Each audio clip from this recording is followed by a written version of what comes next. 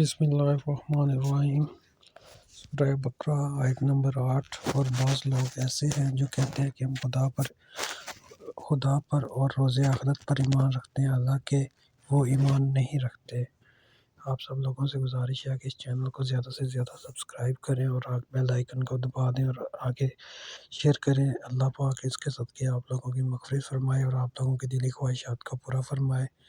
یہاں سے تیسرے گروہ منافقین کا تذکرہ شروع ہوتا ہے، جن کے دل تو ایمان سے محروم تھے مگر وہ اہل ایمان کو فریب دینے کے لیے زبان سے ایمان کا اظہار کرتے تھے۔ اللہ تعالیٰ نے فرمایا کہ وہ نہ اللہ کو دھوکہ دینے میں کامیاب ہو سکتے ہیں، کیونکہ وہ تو سب کچھ جانتا ہے، اور نہ ہی اہل ایمان کو مستقل فریب میں رکھ سکتے ہیں، کیونکہ اللہ تعالیٰ وحی کے ذریعے مسلمانوں کو ان کی فریب کاریوں سے آگاہ فرما دیتا ہے۔ یوں اس کی فریب کاری کا سارا نقصان خود ہی ان کو ہی پہنچا کہ انہوں نے اپنی عقوبت برباد کر لی اور دنیا میں بھی رسوا ہوئے۔